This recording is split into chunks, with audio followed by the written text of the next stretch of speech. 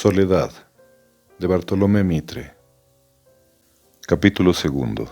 Una noche de campo. Al entrar al salón de la hacienda, donde habitaba Soledad, si hubiera uno creído transportado a mediados del siglo XVIII por lo menos.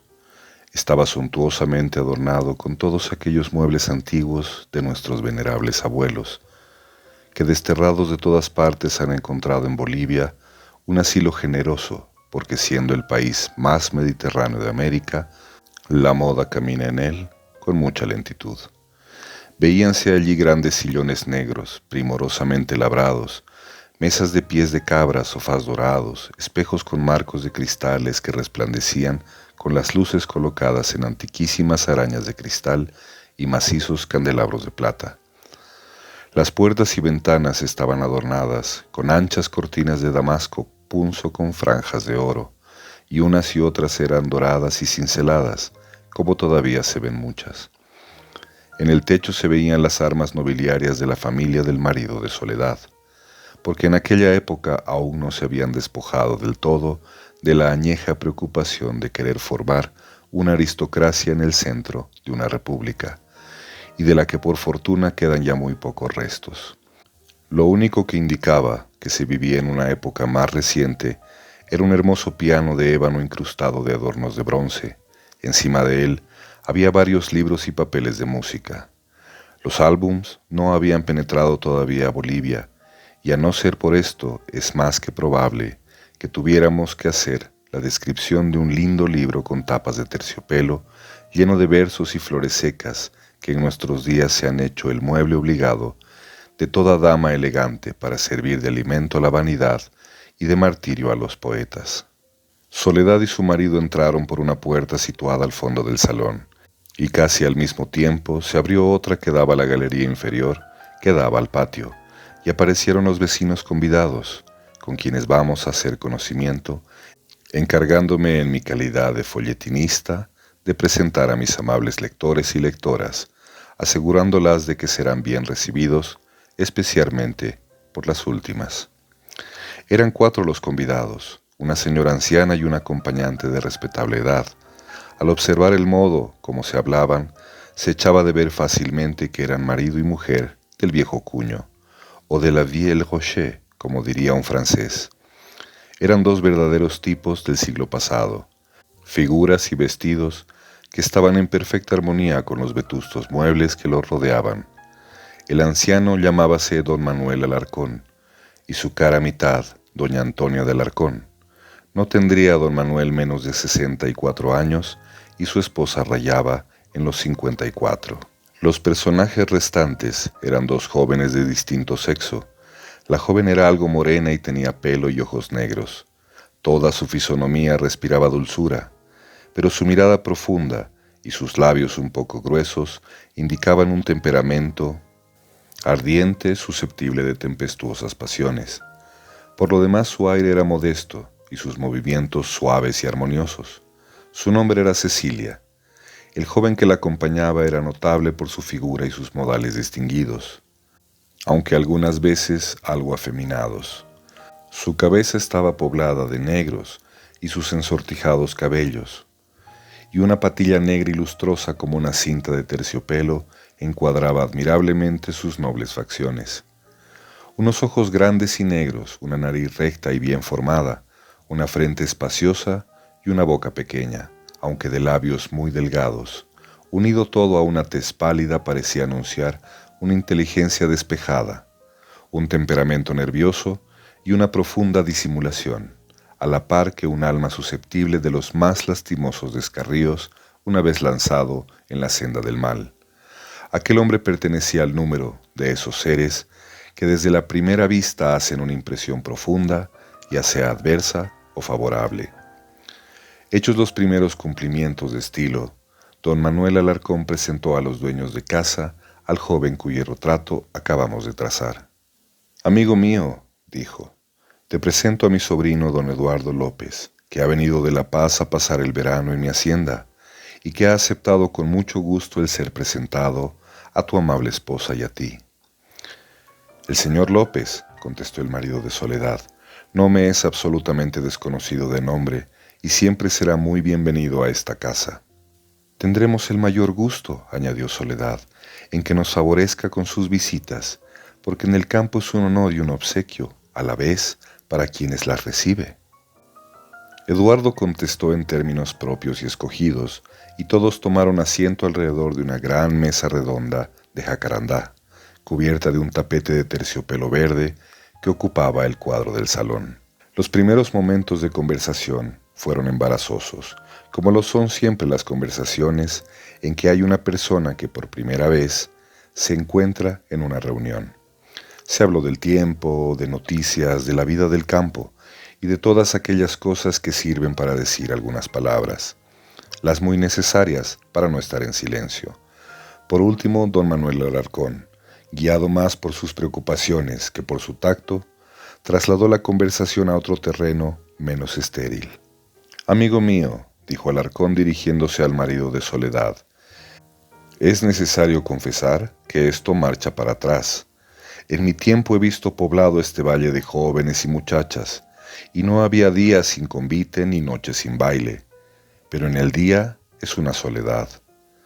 Así será, pero también convendrá usted conmigo que hay ciertas personas que, aunque en pequeño número, pueblan agradablemente la soledad», dijo Eduardo con intención, acentuando sobre la última palabra y mirando a la hermosa castellana. «Vaya, Eduardo, me quitas de encima 20 años. Me haces acordar de aquellos hermosos tiempos en que me endosaba mi calzón de punto, mis medias de seda y mi casaca de terciopelo. Si vieras qué majos andábamos entonces todos los mozos. Y si no, pregúntaselo a tu tía. Y los piropos que le echaba cuando la andaba enamorando. Y a pesar de ser viejo, todavía no puedo olvidarme. Y ella puede decir». «Manuelito», interrumpió doña Antonia bajando los ojos, y añadió en voz baja, «¿no ves que estamos delante de nuestra hija?» «Cierto, me olvidaba, pero cuando me acuerdo de mis tiempos no puedo con mi genio. Aquello era una gloria, una...» «Vamos, cuando te pones a hablar de tus tiempos», dijo el marido de Soledad, «no hay quien te ataje. Esa es tu manía». «¿Qué quieres? Quien malas mañas ha, ya sabemos, Manuelito. Pero mejor sería que empezásemos nuestra malilla», dijo doña Antonia. «Aprobado», dijo Alarcón. «Oh, la malilla es un juego de que se gustaba mucho mi abuelo, y tengo por él una especie de predilección. Como se ve, don Manuel Alarcón pertenecía al número de aquellos originales fósiles tan comunes entre nosotros, que sólo hallan bueno lo de su tiempo y para quienes parece que ha sido escritos aquellos versos de Mora. Hasta el dormir de entonces era más descansado, los sombreros que airosos, qué fresco el bacalao, oh, qué tiempos aquellos, qué tiempos los pasados». Trajeron tantos y naipes, y los tres ancianos se pusieron a jugar malilla. Los jóvenes quedaron solos a un lado de la mesa y separados de este modo las dos partes heterogéneas de la reunión. Estos últimos estuvieron viendo jugar por espacio de algunos segundos, pero muy luego entablaron una conversación particular. «Señorita», dijo Eduardo a Soledad, «esta mansión es deliciosa, y desde que la conozco no me perdono los días que he pasado en las ciudades, sobre todo después de que he visto que en el fondo de estos valles es donde se encuentran las perlas más hermosas, así como en el fondo del mar», y dirigió simultáneamente sus ojos de Cecilia a Soledad. Esta se sintió penetrada por aquella mirada profunda, pero muy luego contestó, «Cierto que esta mansión es agradable, el clima, las flores, los frutos, las vistas de que goza. Todo contribuye al bienestar del cuerpo, pero el alma y la imaginación carecen de alimentos por falta de sociedad. Sin embargo, señorita, por lo que a usted respecta, creo que jamás estará sola, ni su alma carecerá de alimento.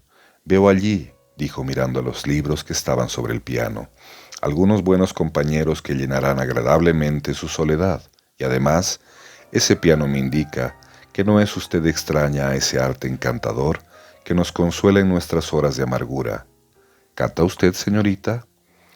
«Muy mal, caballero. Si hubiese de juzgar por el metal de su voz, diría que nunca puede usted hacerlo mal, aun cuando el estudio no te prestase nuevo realce. Es usted demasiado amable, caballero, y usted, que tan aficionado se muestra a la música, también cantará. Suelo hacerlo algunas veces, pero prefiero siempre oír. Eduardo, dijo Cecilia, tiene una hermosa voz y toca muchas cosas nuevas. ¿Quisiera usted tocar algunas? Con mucho gusto, pero será con la condición de que usted cantará después. Lo haré por complacer a ustedes. Los tres jóvenes se dirigieron al piano, lo abrieron y Eduardo se sentó frente a él. Sus dedos se pasearon perezosamente sobre el teclado y arrancaron algunos sonidos vagos, preludios aislados que separados nada dicen, pero cuyo conjunto forma una armonía que algo expresa. Poco a poco aquellos vagos sonidos fueron sometiéndose y de repente brotó del instrumento un torrente de melodía que inundó el corazón de todos los oyentes. El piano había encontrado su señor y repetía humildemente con sus 100 voces armoniosas las ideas de Eduardo. Al primer arranque de melodía hizo suceder un andante melancólico que, sin disimular la primera impresión, lo inoculaba más y más en el alma. Sucesivamente fue recorriendo una serie de temas artísticamente enlazados, y cuando sus manos se reposaron sobre el teclado trémulo y palpitante, el aire vibraba aún con las melodías con que había sido herido. Aquel fluido armónico que llenaba la atmósfera parecía que hubiese penetrado por los poros de los jóvenes. Hacía largo rato que la música había cesado y todavía sus ecos resonaban en los corazones que latían a unísono de ellos, como las arpas eolias, heridas por la brisa de la noche. Su cabeza algo inclinada y la vista fija indicaba en ellas una abstracción profunda de todo lo que le rodeaba. Señorita, dijo Eduardo, he tocado solo por tener el gusto de oír a usted. De otro modo, apenas me hubiese atrevido a hacerlo. Aquella voz sacó a las dos jóvenes de su enajenación. Alzaron sus ojos y los fijaron en Eduardo, permaneciendo silenciosas algunos segundos. La mirada de Cecilia brillaba de pasión y de orgullo, mientras que la de Soledad expresaba una especie de temor. Esta fue la primera que habló. No esperaba oír en este valle a un artista tan hábil. Señorita, gracias. Sus elogios de usted, aunque inmerecidos, me prueban que es usted generosa y que puede prodigarlos a manos llenas sin temor de quedarse pobre. Pero, aunque parezca imprudente, reclamaré de usted el cumplimiento de su promesa. Eduardo cedió su asiento a Soledad, la que a su vez se sentó frente al piano. Sus primeros compases fueron tímidos, mas luego, animándose por grados, armonizó de tal modo su voz con la del instrumento que se hubieran podido comparar a dos corrientes de aguas cristalinas que van a unirse en un mismo punto. El acompañamiento de la canción que cantaba era un tema que participaba de la queja y la plegaria, que se hermanaba perfectamente con la letra que era la siguiente.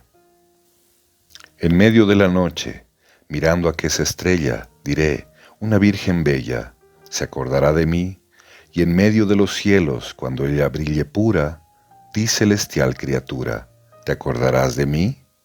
Ausente de tu lado, mirando ese astro bello, creeré ver un destello emanado de ti, y exclamaré con ansia, tal vez la hermana mía, en medio a la alegría, se olvidará de mí. Cuando de ti me aleje y a los combates vaya, en medio a la batalla me acordaré de ti, y esperaré la noche para calmar mi anhelo, interrogando al cielo, ¿se acordará de mí? Adiós, nunca me olvides, y a que esa estrella amiga siempre a tu mente diga que estoy pensando en ti, y si en el campo caigo por la metralla muerto, y del laurel cubierto, ¿te olvidarás de mí? Cesó el canto. Soledad estaba visiblemente conmovida. Parecía que aquella canción despertaba en su mente un recuerdo doloroso.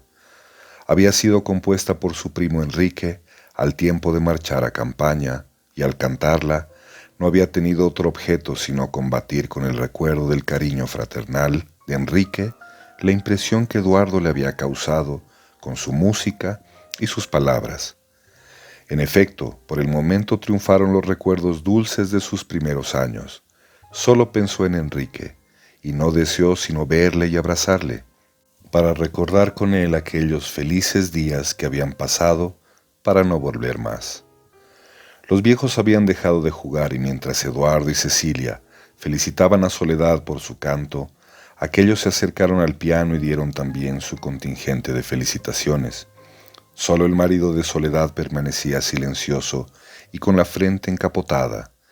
Parecía que aquella canción le había disgustado en extremo, y era en efecto así, porque conociendo a su autor, sentía que su corazón destilaba el veneno de los celos cuando su mujer la cantaba. En aquella ocasión la impresión fue más profunda que de ordinario, por efecto sin duda de las escenas que habían tenido lugar, y tal vez más que todo, por la próxima venida de Enrique.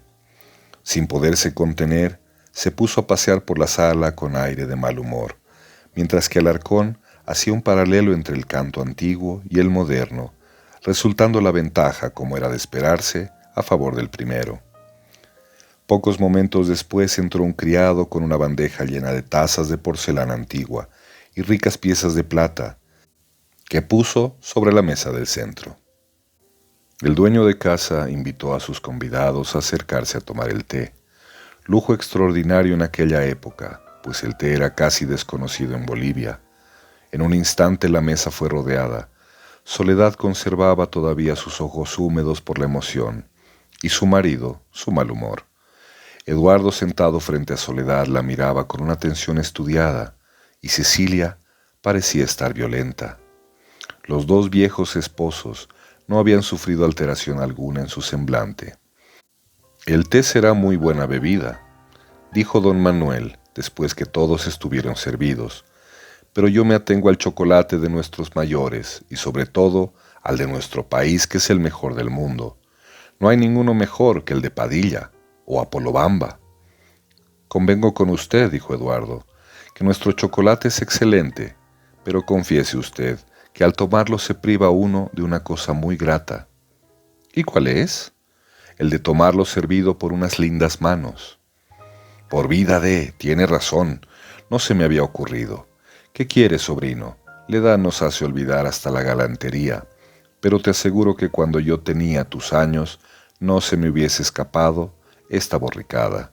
Y si no, pregúntaselo a tu tía, que cuando yo la enamoraba, ahora 30 y tantos años». «Manuelito, por Dios», interrumpió doña Antonia. «Cierto, me olvidaba. Vaya otro despropósito. Cuando se habla de las damas siempre deben evitarse las fechas, porque las pone en descubierto. Pero qué diablos, Antoñita, ya no somos niños, y debemos ser francos».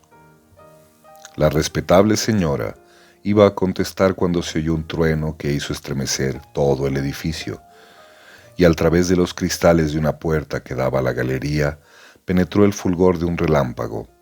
Las palabras que iba a pronunciar murieron en sus labios, y a medida que se persignaba murmuraba por lo bajo: «Santa Bárbara bendita». Al mismo tiempo se sintió un ruido de lluvia que azotaba los techos. Era una de aquellas tempestades de verano tan comunes e imponentes en las regiones montañosas. «Amigo mío», dijo entonces Alarcón, «por esta noche tienes que darnos hospitalidad, porque nuestra casa dista 2 leguas de aquí, y no está el tiempo como para andar con señoras, sobre todo teniendo que pasar el río». «Has anticipado tu petición a mi oferta», contestó el marido de Soledad, «y tengo el mayor placer que en la tempestad los haya tomado bajo mi techo. Entonces también nos alegramos nosotros».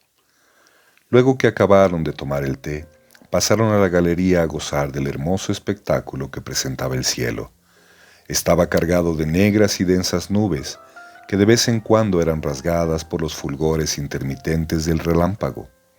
El fuego eléctrico que se desprendía de ellas venía a caer sobre la cima de las más altas montañas, como si el cielo y aquellas gigantescas moles se pusiesen en comunicación cuando toda la naturaleza estaba conmovida por el soplo del huracán. A su luz se descubría la encendida cabeza del Illimani, que de noche brillaba en aquellos lugares con un fulgor tan tibio y misterioso que ha hecho decir a un joven poeta boliviano, hablando de él: «Como una infinita perla, colgada en la inmensidad. El aire, que siempre es seco allí, estaba humedecido por la abundante lluvia, que al caer sobre los vegetales hacía evaporar sus esencias en él. Es imposible no sentirse conmovido en medio de una tempestad, sobre todo cuando la naturaleza despliega, como en aquella ocasión, todos los atributos grandiosos de que está rodeada al pie de los Andes. Soledad que, como se habría comprendido ya, era una de aquellas cabezas poéticas e impresionables, estaba absorta y encantada. En medio de su éxtasis oyó una voz que le hablaba muy cerca del oído y que le pareció le bajaba del cielo. Tal era la enajenación mental en que se encontraba.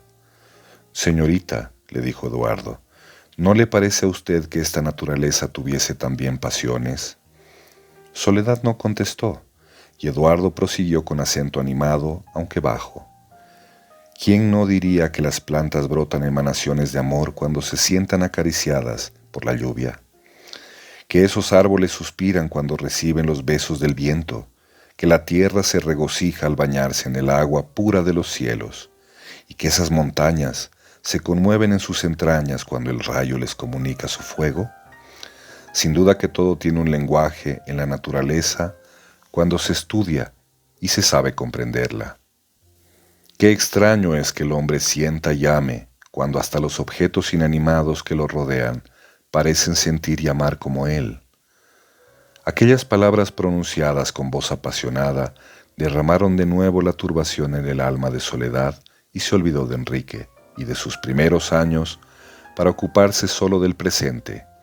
Quedó otra vez bajo la influencia de Eduardo, contra la cual había querido en vano rebelarse. Acostumbrada a la lucha pasiva a que se veía condenada respecto de su marido para repeler la rutina y la injusticia, sintió por la vez primera que le faltaban las fuerzas para luchar contra el sentimiento que la invadía, porque para la primera encontraba estímulos en sí misma y para la segunda hallaba más bien motivos que la impulsaban. Esto se explicaba fácilmente. Habiendo pasado su vida en el dolor y el retiro, su alma estaba dispuesta a recoger las primeras emociones que nacieran de un objeto extraño, o todo lo que la rodeaba, como aquellas plantas que viviendo constantemente a la sombra, se inclinan a recibir el primer rayo de sol que Dios les envía. Las palabras de Eduardo fueron el primer rayo de sol que cayó sobre la frente mustia de Soledad. Después de haber permanecido algún tiempo en la galería, volvieron todos al salón. Permanecieron aún algunos momentos ocupados de una conversación insignificante, y llegado que hubo la hora de recogerse, los huéspedes fueron conducidos a sus respectivas habitaciones. Soledad y su marido quedaron solos en el salón. Este último tenía siempre la frente nublada. Ambos guardaban silencio. «Soledad», le dijo por último su marido, «espero que será la última vez que cantes esa canción». «Será usted obedecido, señor», contestó Soledad, fiel a su propósito de hacer notar a su marido todos los actos de tiranía con que le atormentaba, conservando a la vez la dignidad de la víctima. Él se sintió avergonzado y, levantándose precipitadamente, tomó una luz y se retiró diciendo: «Buenas noches, Soledad». Luego que Soledad quedó sola, sintió que su corazón se ensanchaba y, poniendo sobre él su mano, exclamó con acento conmovido: «Qué dulce debe ser amar.